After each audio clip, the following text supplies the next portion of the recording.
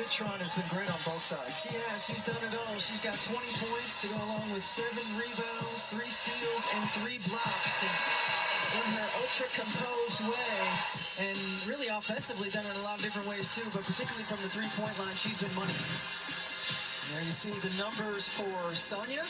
What you don't see is, as you mentioned, the steals and defensive stops and the very calm demeanor. Pam Ward and Stephanie White joining you. Notre Dame less than 10 minutes away from a date with Michigan in the second round. That will come your way Sunday afternoon on ABC. Citron, good. 22, her season high is 25 points, which she's had a couple of times. Olivia Miles back in the game, still looking for her first field goal. Citron with another steal. Finds Prosper for 2. Prosper's first points for the Montreal kid. You know, we talked in our first game, Michigan and Iowa State.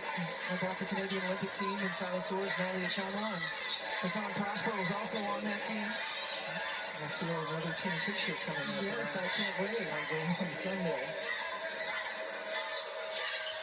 Silas Orr, the exciting true freshman for Michigan. For the comeback win against Iowa State. Maddie holds on.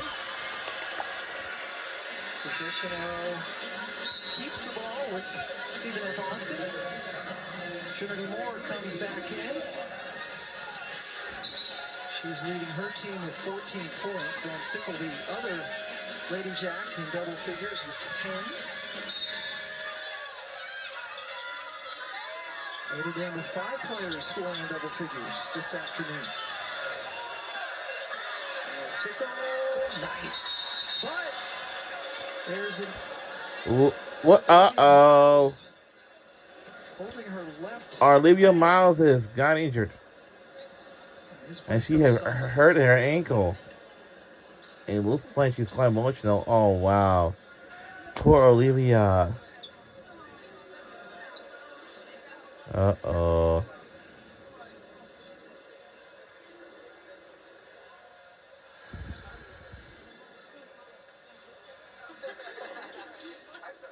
Athletic trainer Ann Marquez on a knee, tending to Miles. Neil Ivey came out almost right away.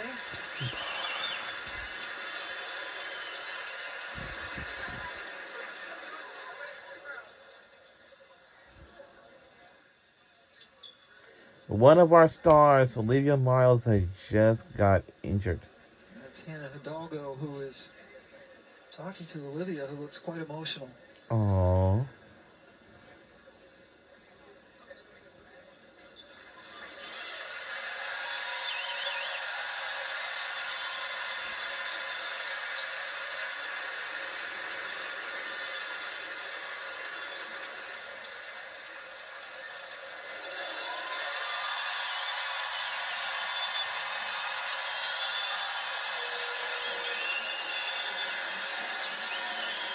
Miles walking it off right now.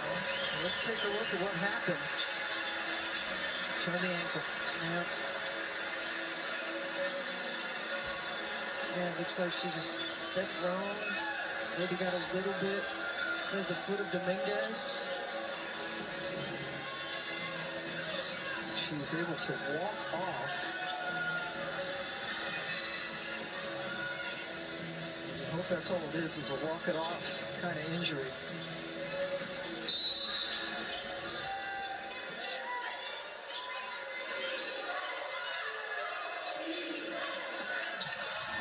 Miles did not get a field goal in this game.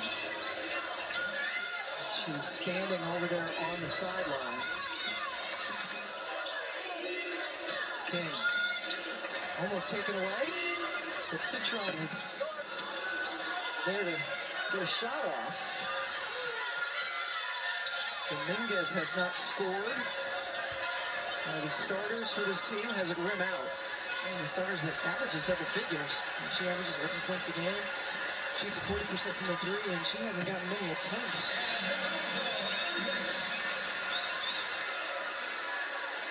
Bravo now with 21. And Dominguez 0 for 4 from the floor. Has taken a couple of threes. And yes, she does indeed lead her team in threes. That's why it left. The Stephen F. Austin team has relied on the three ball for much of the season.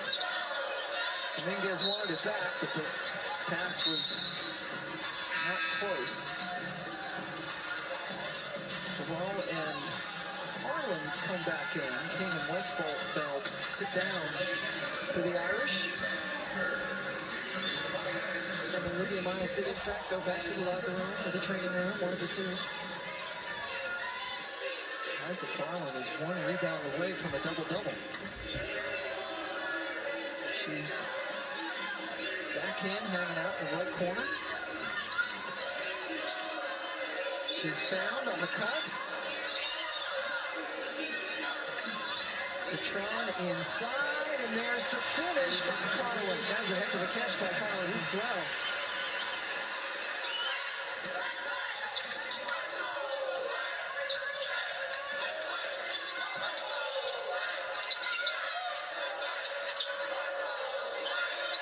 Inside, telegraph pass, picked up by Carlin. Citron is so smooth. And it's easy for Sonia Citron at times, I think, to just blend in, right? Because you've got so much spice with Hannah Hidalgo and Olivia Miles and so much flash. And Sonia Citron's just the ultimate just even-keeled player, and she's perfectly fine with that role. She is, but then in the moment when she needs to take over, she does. South Carolina is coming up, the top seed. There's Prosper. And I like that Kassan Prosper is getting a lot of minutes in this ball game because she's a player who can come in. You look at her length, her size, 6'3", and can be incredibly disruptive on the defensive end of the floor.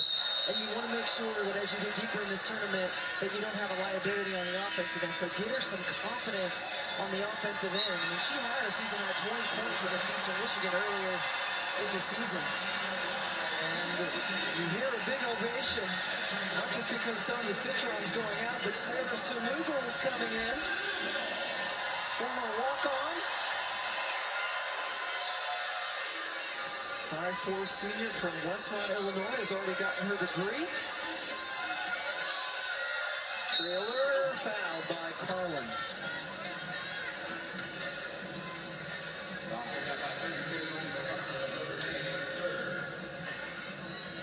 Carlin now with 3 personal fouls, and Trailer Walker gets to the line. Her sister Kayana, we all remember, yes, played at Purdue and then finished up at Virginia Tech.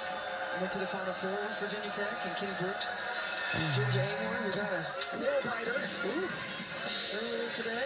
Barely survived beating Liberty. Georgia with over 30 points this afternoon, including some game-clinching free throws.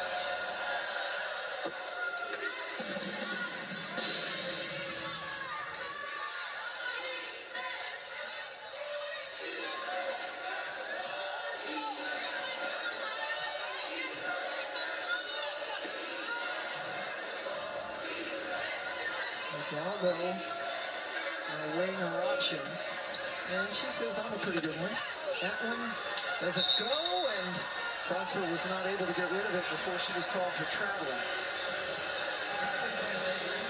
And all of the officials wearing green in the stands disagree with that call.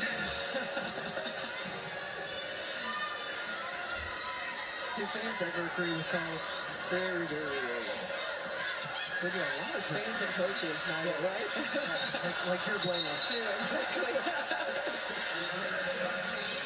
It's interesting to see the interactions you have with officials who you've had, you know, especially when you were a college coach, and you see them now, different roles. It's a hard deal that they I would never want their job. It's tough. You're never right. You're always criticized. Right, you get the wrath of multiple people, and it's a tough job. You know, we get to sit over here, the benefit of the replay certainly, and critique and all of that. But in real time, I do not envy the job that they have. And especially now, the athletes are so good and so fast and so quick. I mean, you've got to adjust so much. And we've seen it throughout the course. You got acceleration, deceleration, the block charges, all of those things. Prosper with the play. Hidalgo with the finish and the foul. They saw Prosper getting it started and Hidalgo finishing. This is where they excel in transition. Great defensive play by Prosper. Hannah Hidalgo turns on the Jets. We'll be right back.